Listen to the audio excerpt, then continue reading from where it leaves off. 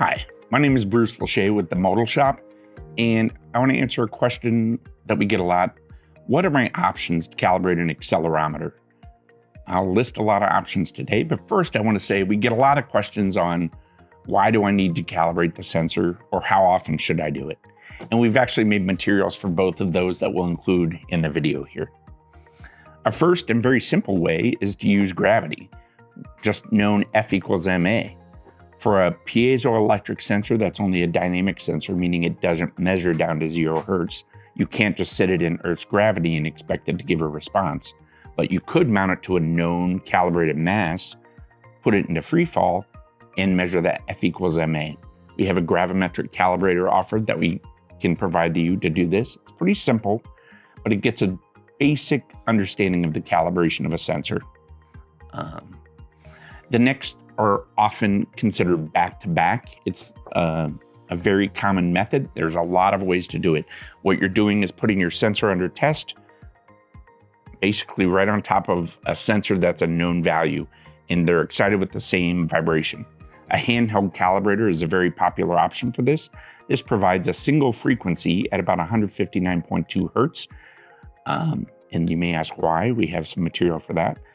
And you can get a really good idea of how this behaves, the output of your sensor. The problem that can be with the single point method like this is you can often miss failures that may occur. A lot of sensors fail at high frequencies, but they still perform well at 159.2 hertz or a lower frequency. So you may miss something.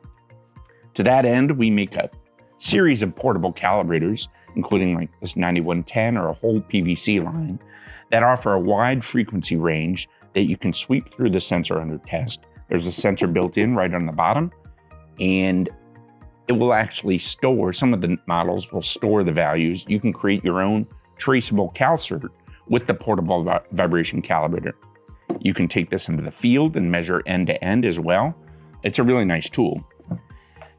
We make a pro-level software, databasing software that's normally available with our pro-level systems that goes with this PVC. We call that product a 9140, and it's an interesting thing if you have a small number of sensors that you need to calibrate frequently. Our pro-level system is the 9155, and it encompasses a lot of options. So we won't go into detail here, but all of these are considered secondary. If you consider the chain of traceability, there's something calibrated by a primary standard. Most of these methods for this back-to-back we just mentioned are secondary methods. The 9155 is based on an air-bearing shaker that we manufacture. It offers incredible uncertainty, but you can actually go a level up, and we offer a primary uncertainty method with our 9155.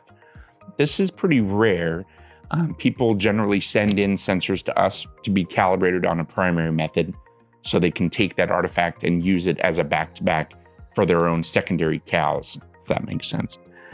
The only other things I'd like to add are you can, rent these objects that we've talked about, these calibration methods. You could purchase them.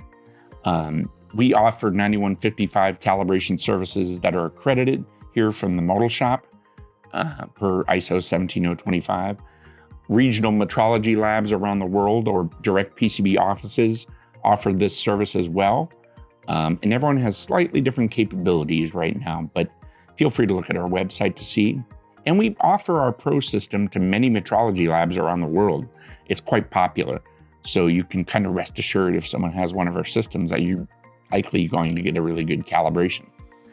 The only other things I'd like to add at the end, low frequency can be a bit of a challenge. That requires more stroke. We make an exciter for that method.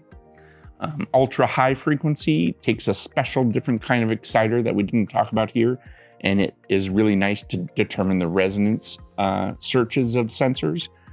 And shock acceleration requires a lot of excitation. If you have something going to 5,000 G or 10,000 G, these methods aren't going to achieve that. So we have a device for that as well.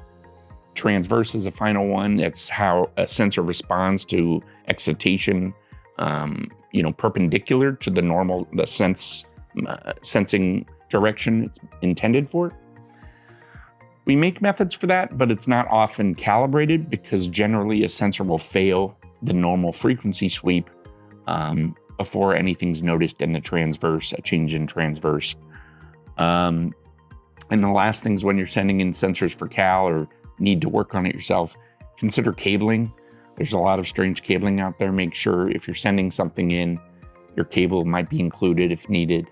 Mounting can be quite challenging on different sensor manufacturers and the mass of a sensor. If you have something embedded, it might not be suitable for some methods, but there's certainly techniques and options we can offer if you talk to one of our team members. Hopefully that helped, and thanks so much.